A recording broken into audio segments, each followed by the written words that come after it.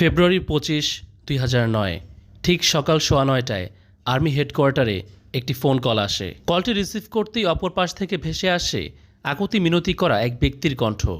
ব্যক্তিটি বলছিল, hello headquarter, আমি কর্নেল গুলজার। বিডিআর জওয়ানরা বিদ্রোহ করেছে, অফিসারদের হত্যা করছে, ডিজি স্যারকে গ্রেফতার করেছে, আমাদেরকে বাঁচান, আল্লাহর দোহাই লাগে এক্ষুনি ফোর্স পাঠানোর ব্যবস্থা করুন। জবাবে হেডকোয়ার্টার থেকে বলা হয়, আপনি শান্ত হন, আমরা এখনই ফোর্স পাঠানোর ব্যবস্থা করছি। ব্যাস এতটুকুই ছিল তাদের মধ্যেকার কনভারসেশন। হেডকোয়ার্টার থেকে আর্মি ফোর্স সেখানে পৌঁছাতে অনেক দেরি হয়ে গিয়েছিল। বিডিআরের জেনারেল সহ মোট ৫৭ জন সদস্য ততক্ষণে লাশে পরিণত হয়েছিল। অর্থাৎ বিদ্রোহী জওয়ানরা টার্গেটের প্রত্যেককেই হত্যা করে ফেলেছিল। হত্যার পর নির্মমতা প্রকাশ করতে পাশে থাকা ম্যানহোলে ফেলে দেওয়া হয় সেই লাশগুলো। প্রচণ্ড ঘৃণা থেকে তারা এরকমটি করেছে বোঝাই যাচ্ছিল। দর্শক, বলছিলাম বাংলাদেশে ঘটা ২০০৯ সনের বিডিআর হত্যাকাণ্ড নিয়ে। প্রতিটি দেশেই সেনাবাহিনীদের মধ্যে বর্ডার গার্ডের জন্য একটি আলাদা ইউনিট থাকে। বাংলাদেশে সেই আর্মি ইউনিটকে বলা হতো বিডিআর অর্থাৎ বাংলাদেশ রাইফেলস, যার নাম পরিবর্তন করে বিজিবি অর্থাৎ বর্ডার গার্ড অফ বাংলাদেশ রাখা হয়। রাজধানী ঢাকার পিলখানায় বিডিআরের ক্যান্টনমেন্ট বা হেডকোয়ার্টার ছিল, এখনও আছে, যেখানে এই ঘটনাটি ঘটে। দরবার হলের ভেতরে সেদিন সকাল সকাল ২০০০-এরও বেশি সেনা সদস্য উপস্থিত ছিল। পরমুহূর্তে ৯:০৫ সেখানে জেনারেল শাকিল আহমেদ উপস্থিত হন। ৯:৩০ দিকে ডিজি তার বক্তব্য শুরু করে। ঠিক এই সময়টিতে ক্ষুব্ধ সিপাহী মঈন হাতে অস্ত্র নিয়ে মঞ্চে উঠে পড়ে। ডিজি শাকিলের দিকে তেড়ে যাচ্ছিল তাকে মারার জন্য, কিন্তু তার আগেই পাশে থাকা রক্ষীরা তাকে ধরে ফেলে। দ্রুত এই খবর নিয়ে দরবার হল থেকে একজন অস্ত্রাগারের দিকে ছোটে। সিসিটিভিতে ১৫:১০টার দিকে একজনকে আমরা অস্ত্রাগারের রুমগুলোতে তালা মারতে দেখি। জওয়ানদের অদ্ভুত আচার আচরণ এবং ঝামেলা দেখতে পেয়ে তাড়াতাড়ি করে অস্ত্রাগারের মেন গেটে তালা দিয়ে দেওয়া হয়, যার কিছুক্ষণ পর খুনিরা বাইরে থেকে অস্ত্র হাতে নিয়ে তালা ভেঙে ভেতরে ঢুকে প্রথমে সিসি ক্যামেরার দিকে গুলি ছোড়ে। ঘটনা আঁচ করতে পেরে ভেতরে থাকা বেসামরিক কর্মচারীরা হাত ওপরে করে দৌড়ে সেখান থেকে পালিয়ে যায়। খুনিদের একজন ভেতরে ঢুকেই সামনে এক সেনাকে পেয়ে তাকে মারধর করতে শুরু করে। এরপর বাকি খুনিরাও ভেতরে ঢুকে ওই ব্যক্তিটিকে বেধড়কভাবে পেটায়।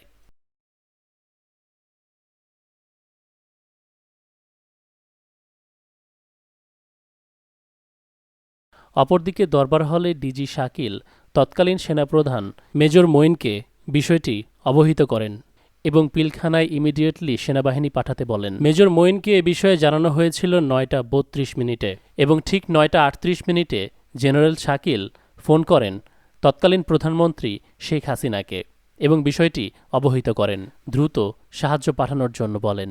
ততক্ষণও খুনিরা পুরোপুরি সংগঠিত হতে পারেনি, অর্থাৎ খুব আর্লি স্টেজে সেনাপ্রধান এবং প্রধানমন্ত্রীকে বিষয়টি জানানো হয়। সময় যতই গড়াতে থাকে ততই খুনিরা সংগঠিত হতে থাকে। অস্ত্রাগারের ভিতরে ঢুকে একে একে ঊর্ধ্বতর কর্মকর্তাদেরকে জিম্মি করতে শুরু করে। তারপর চলে যায় অস্ত্রের ভাণ্ডারের কাছে, সেখান থেকে গোলাবারুদ সহ আরও বিভিন্ন মেশিনারিজ লুট করে, তাও আবার সদর দপ্তরের গাড়ি ব্যবহার করে। এ সময় বারবার তাদেরকে কাকে যেন ফোন কল করতে দেখা যায়। এই লুটের ঘটনা প্রায় 11:30 পর্যন্ত চলছিল। এর মধ্যেই জেনারেল শাকিল বারবার খবর নিচ্ছিলেন যে কোনো সাহায্য এসেছে কিনা। ১০টা, ১০:৩০, কিন্তু সময় যাচ্ছে তো যাচ্ছেই, কিন্তু কোনো সাহায্যের নামগন্ধ পাওয়া যাচ্ছে না। ৯:৩০ দিকে খবর চেয়ে পাঠালে ১০টা কিংবা সর্বোচ্চ ১০:৩০ মধ্যেই সাহায্য এসে পৌঁছানোর কথা, কিন্তু তেমনটা হয়নি। সন্ত্রাসীরা লুট করার এবং অর্গানাইজড হওয়ার যথেষ্ট সময়, যথেষ্ট অবকাশ পেয়ে যায়। অপরদিকে দরবার ঘরে ঢুকে ঠিক ১০:৩৯ জেনারেল শাকিল সহ তার সহকারী কর্মকর্তাদেরকে হত্যা করা হয়। গোলাবারুদ, অস্ত্রশস্ত্র লুট শেষে প্রায় ১২টার কাছাকাছি সময়ে ওরা একে একে সিসিটিভিগুলো বিকল করে দিয়ে পালাতে শুরু করে। পালিয়ে যাওয়ার আগে ঊর্ধ্বতর গুরুত্বপূর্ণ ব্যক্তিত্বদের হত্যা নিশ্চিত করে যায়। তবে অদ্ভুত ইন্টারেস্টিং একটি বিষয় হলো, হত্যাকারীর সবাই কিন্তু পালায়নি। তাদের কয়েকজন মেন গেটের সামনে এসে দাঁড়িয়েছিল সাংবাদিকদের মুখে মুখস্থ রেডিমেড একটি ঘটনা তুলে দেওয়ার জন্য।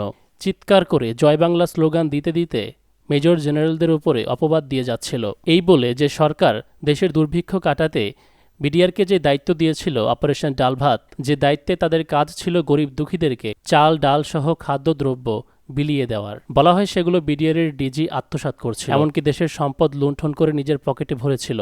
এটা খুবই হাস্যকর ছিল যে খুনিরা হত্যা করার পর পালিয়ে না গিয়ে গেটের সামনে গিয়ে দাঁড়িয়েছিল ইন্টারভিউ দেওয়ার জন্য। এত কনফিডেন্স ওরা কোথায় পেল? ওরা কি নিশ্চিত ছিল যে কেউ ওদেরকে আক্রমণ করতে আসবে না? আগে থেকেই কি বিষয়টি নিশ্চিত করে দেওয়া হয়েছিল? যখন কিনা অত্যাধুনিক অস্ত্র নিয়ে র্যাব এবং আর্মি উভয়ে চপার এবং ট্যাঙ্ক নিয়ে প্রস্তুত ছিল 10টার মধ্যেই কি একটা অজ্ঞাত কারণে তাদেরকে অভিযানে ভেতরে পাঠানো হয়নি, অথচ সামান্য বুম এবং ক্যামেরা নিয়ে মিডিয়া চলে যায় ইন্টারভিউ নিতে। ঘটনা চলাকালীন অবশ্য এলোপাথারি গোলাগুলি করছিল সন্ত্রাসীরা, যার ফলে দক্ষিণ ধানমন্ডি ছিল উত্তাল, এমনকি সাধারণ জনগণের গায়েও গুলি লেগেছে। হয়তোবা সন্ত্রাসীদের অভিযান শেষ হওয়ার আগে তাদেরকে একটি গল্প বলার জন্য সুযোগ করে দেওয়া হয়, কেননা খুনিদেরকে ধরে পরবর্তীতে যখন প্রধানমন্ত্রী তাদের সাথে বৈঠক করে তখন তাদেরকে কোনো রকম জটিল প্রশ্ন ছাড়াই ছেড়ে দেয়া হয়। একটিবারের জন্যও জিজ্ঞেস করা হয়নি যে ডিজি শাকিলকে তারা কেন হত্যা করেছিল। গবেষকরা এখানে ইন্টারেস্টিং আরও কিছু ফ্যাক্ট তুলে ধরেছেন। তারা বলেন, কেবলমাত্র নেতৃত্বে আসা শেখ হাসিনা আগে থেকেই এই ঘটনা সম্পর্কে জানত। ঘটনার 1 সপ্তাহ আগে তড়িঘড়ি করে শেখ হাসিনাকে ধানমন্ডির সুধা সদন থেকে যমুনা ভবনে নিয়ে যাওয়া হয়, যখন যমুনা হল বসবাসের জন্য পরিপূর্ণ উপযুক্ত ছিল না। সেনাপ্রধান মঈন, যাকে প্রথমে কল করেছিলেন ডিজি শাকিল, তিনি প্রধানমন্ত্রীর বাসভবন যমুনায় সেদিন বেলা 11টায় গিয়ে দেখেন নেতামন্ত্রীদেরকে নিয়ে সে হাসি তামাশায় মত্ত, অথচ অপরদিকে ডিজি জেনারেলদের রক্তে ক্যান্টনমেন্ট ভেসে গিয়েছিল। এমন ভাব যেন মনে হচ্ছিল তার পরিবার স্বজনদের হত্যাকারীদেরকে খুন করতে পেরে খুব খুশি। আচ্ছা, ঘটনা কি এমনও হতে পারে যে কেবলমাত্র ক্ষমতায় আসা শেখ হাসিনাকে দলীয় লোকেদেরকে বদনাম করতে অপোজিশন পার্টি এরকম ঘটনা ঘটায় নিত? আচ্ছা, গবেষকদের আরও কিছু তথ্য আছে। গোয়েন্দা সংস্থার তথ্য অনুযায়ী 24 তারিখে যখন শেখ হাসিনা পিলখানা ভিজিট করতে যায়, তার আগের দিন পিলখানার অস্ত্রাগার থেকে 3টি SMG গান খোয়ানো যায় বা হারিয়ে যায়। কড়া সুরক্ষার জন্য এই ছোটখাটো বিষয়গুলোর প্রতি বেশ ভালোভাবেই নজর রাখা হয়, যেন দেশের নেতা বা নেত্রীর গায়ে কোনো রকম আচর আসারও সম্ভাবনা না থাকে। পান থেকে চুন খসলেই সফর বাতিল করে দেয়া হয়। কিন্তু তবুও প্রধানমন্ত্রী 24 তারিখে কোন সাহসে পিলখানায় ভিজিট করেছিলেন সেটি অনেকের মনেই প্রশ্ন। শত ঝুঁকি উপেক্ষা করে প্রধানমন্ত্রী যখন 24 তারিখে পিলখানায় উপস্থিত হয়, তাকে কিন্তু 26 তারিখেও সেখানে যাওয়ার জন্য ডিনারের জন্য নিমন্ত্রণ দেওয়া হয়েছিল, যা প্রধানমন্ত্রী কোনো এক অজ্ঞাত কারণে প্রত্যাখ্যান করে দেয়। এবং এই ব্যাপারে অধিকাংশ সোলজার্সরা জানত, জানিয়ে পরবর্তীতে তাকে জিজ্ঞাসাবাদ করা হয় যে সে আগে থেকেই এই ঘটনা সম্পর্কে অবগত ছিল। এই 26 তারিখের ডিনার আপনি যান নাই, এটার মধ্যে কিন্তু অনেক দ্বন্দ্ব আছে। আপনাকে কেন 22 তারিখেই বলে দেওয়া হলো যে আপনি ওখানে যান না? না তো, এরকম বলেনি তো। এটা হয়েছে ম্যাডাম। নো নো, 26 তারিখে কি আপনাদের কাছে অনেক ভুল তথ্য আছে। এবং তারা কিলিং শুরু করেছে 11:30 থেকে 11টার পরে, তার আগে কাউকে বলে নাই। যদি তখন আপনি সেনাবাহিনী পাঠাতে ব্ল্যাক পাঠাতেন, আবার আপনার বন্ধুরা যদি দেব সেনাবাহিনী এখান থেকে এইটুকু যদি 1 ঘন্টার মধ্যে ঢুকতে না পারে, সেই সেনাবাহিনী আমাদের দরকার নাই। সময় মতো ভেতরে সাহায্য না পাঠানোর জন্য একাধিক সৈন্য সামন্ত ক্ষোভ প্রকাশ করেন শেখ হাসিনার ওপর। বলা হয়, খুনিদের এই পরিকল্পনাটি বাস্তবায়িত হওয়াতে শেখ হাসিনার পুত্র সজীব ওয়াজেদ জয় অনেক খুশি ছিল। জয় আগে থেকেই বিডিআরের প্রতি ক্ষিপ্ত ছিল। 9/11-এর ঘটনাকে কেন্দ্র করে বিশ্বের বিভিন্ন দেশ, বাংলাদেশ সহ যখন ইসলামিক এক্সট্রিমিজমের ইস্যুটি নিয়ে মানুষ তৎপর হয়ে উঠছিল, তখন এই সুযোগটি কাজে লাগিয়ে জয় সেনাবাহিনীদেরকে ছাঁটাই করার পরিকল্পনা করেছিল, এই বলে যে বিডিআর বাহিনীদের মধ্যে মাদ্রাসার ছাত্ররা ঢুকে গেছে। ঘটনার পরপর ইমিডিয়েটলি 27শে ফেব্রুয়ারি প্রধানমন্ত্রীর ছেলে জয় দুবাই গিয়েছিল বিদ্রোহীদের সঙ্গে দেখা করতে। পালিয়ে যাওয়া বিদ্রোহীদের হাতে একটি করে এনভেলপ ধরিয়ে দিয়েছিল সে। বিশেষজ্ঞরা ধারণা করেন জয় তাদেরকে পুরস্কৃত করেছিল।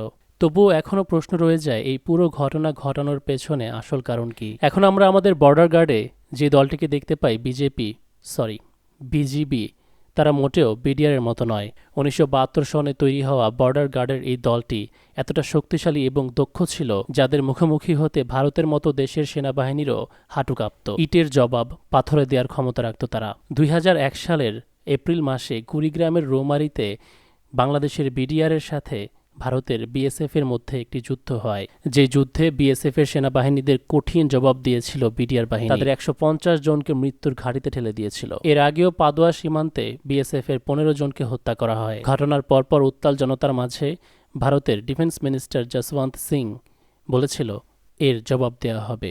বিশেষজ্ঞদের মতে এরপর থেকেই ওত পেতেছিল ভারত, কখন সুযোগ আসবে বিডিআরের ওপর প্রতিশোধ নেয়ার। এবং 2009-এর বাংলাদেশের আনস্টেবল সময়টিকে তারা বেছে নেয়। সেই সুযোগে ভারতের ইন্টেলিজেন্স এজেন্সি রকে বাংলাদেশে ঢোকায়। তাদেরকে দিয়ে সেনাবাহিনীর পোশাক পরিয়ে বিডিআরের ঊর্ধ্বতর কর্মকর্তাদেরকে হত্যা করায়। আপনারা বড়াইবাড়ি এবং পাদুয়ার যুদ্ধের কথা আপনাদের ইতিহাস মনে আছে। শেখ হাসিনা আমাদেরকে আমাদের চৌকস অফিসারদেরকে পাদুয়ার যুদ্ধে উইথড্র করতে বাধ্য করছে। আমরা যখন ভারত আক্রমণ করে দখল করি, এই ভারত এত বড় দেশ একটা বাহিনীর কাছে এত বারবার পরাজিত হচ্ছে, এইটার প্রতিশোধ নেওয়ার জন্য এরা শেখ হাসিনাকে ক্ষমতায় এনে এই শেখ হাসিনাকে ব্যবহার করে তখন এই পাদুয়ার যুদ্ধের এবং বড়াইবাড়ির যুদ্ধের প্রতিশোধ হিসেবে 2009 সালের 25শে ফেব্রুয়ারি এই বিডিআর হত্যাকাণ্ড ঘটিয়েছে। এই পরিকল্পনা করে এই ভারতের র বিডিআরের ভিতরে ঢুকাই দিয়ে এই বিডিআরের হত্যাকাণ্ড ঘটানো হয়েছে। আমরা সাধারণ সৈনিক, আমি কোনোদিন বিশ্বাস করি না, তখন আমার 29 বছর চাকরি, আমি বিডিআর সম্পর্কে জানি, কোনোদিন বিশ্বাস করি না যে আমাদের উপরস্থ যে ভালো ভালো অফিসার যারা আমাদেরকে আদর্শ নিয়ে লালন পালন করছে তাদেরকে আমাদের সাধারণ সৈনিক কোনোদিন মানবে না। যেই সিলিংটা পাওয়া গেছে, সিলিং অর্থাৎ অস্ত্র কাঁধে নিয়ে ব্যবহার করা হয়, সেই সিলিংটা আমাদের বিডিআরে সাপ্লাই নাই। যেই গুলির খোসাগুলো আমাদের অফিসারদেরকে হত্যা করার জন্য যেই গুলি ব্যবহার করা হয়েছে, সেই যে খালি খোসা, সেই খোসাগুলিতে পাওয়া গেছে, সেইগুলো বিডিআরে সাপ্লাই নাই। তারপর প্রধানমন্ত্রীকে, যে ভারতের সাথে শুরু থেকে জড়িত ছিল, অথবা বললে ভুল হবে না ভারতের মাধ্যমেই সে ক্ষমতায় এসেছিল, তাকে দিয়ে বিডিআর বাহিনীর নাম পর্যন্ত মুছে দেয়া হয় এবং পরিবর্তন করে রাখা হয় বিজিবি। বিজিবি সহ সেনাবাহিনীদের প্রধানের জায়গাটি এরপর হিন্দুদেরকে দিয়ে ভরে ফেলা হয় ভারতের নির্দেশে, যারা সবাই ছিল ভারতের মনোনীত এবং হাসিনার পদলেহনকারী। হাসিনাকে বারবার ক্ষমতায় আসতে তারাই সাহায্য করত, যেন তার মাধ্যমে ভারত বাংলাদেশকে চুষে খেতে পারে। সেজন্যই Al Jazeera all the prime minister's man documentary বাংলাদেশকে নিয়ে তৈরি করেছিল। হ্যাঁ, ফেলানি হত্যাকাণ্ডের জবাব হয়তো কঠিনভাবে দেয়া যেতে পারত যদি বাংলাদেশ রাইফেলস আজও অবশিষ্ট থাকত। এখন শুধু ভারত বাংলাদেশ সীমান্তে বাঙালিরাই মরছে। গত 17 বছর ধরে না হয়েছে কোনো বিচার, না হয়েছে বিজিবির পক্ষ থেকে কোনো কঠিন জবাব। হবেই বা কী করে? দেশের প্রতি দায়বদ্ধতা, ভালোবাসা, মায়া মহব্বত আছে এমন মানুষই তো দেশের মেইন জায়গা থেকে সরিয়ে ফেলা হয়েছে, যাদের কমান্ডে বাংলাদেশের পক্ষে অপারেশন চালানো যেত। আজ থেকে অনেক বছর আগে এই চিন্তাটি আমার মাথায় কাজ করেছিল, যখন আমাদেরকে বারবার বলা হতো যে opposition party Bangladesh national party পাকিস্তানের কাছে আমাদের দেশ বিক্রি করে দেবে। তখন আমি ভাবলাম যে পাকিস্তানের কথা বলে বলে তো এদিকে দলীয় লোকেরা ভারতের কাছে আমাদের দেশ তুলে দিচ্ছে, বিক্রি করে দিচ্ছে। আমাদের মাঝে অ্যান্টি পাকিস্তানি মনোভাব তৈরি করে আমাদেরকে অ্যান্টি পাকিস্তানি বানিয়ে কি ভারতের কোলে আমাদেরকে ঠেলে দেওয়া হয়নি? এখানে 71-এর ইমোশনকে কাজে লাগানো হয়েছে। পাকিস্তানের ডর ভয় দেখিয়ে আমাদের মুখ বন্ধ রেখেছে এবং ওদিকে ভারতের সঙ্গে পেটে পেটে খাতির করেছে ক্ষমতালোভী এই আওয়ামী লীগ সরকার। আমি চাই না এই দলটি আর বাংলাদেশের ভবিষ্যতে আর কখনো রাজনৈতিকভাবে অ্যাক্টিভ থাকুক। এদেরকে অবিলম্বে নিষিদ্ধ করার উপদেশ দেব। যে কেউ হোক পাকিস্তান বা ভারতের কাছে আমাদের দেশকে তুলে দিতে চাইবে, তাদের কাউকেই স্পেয়ার করা হবে না।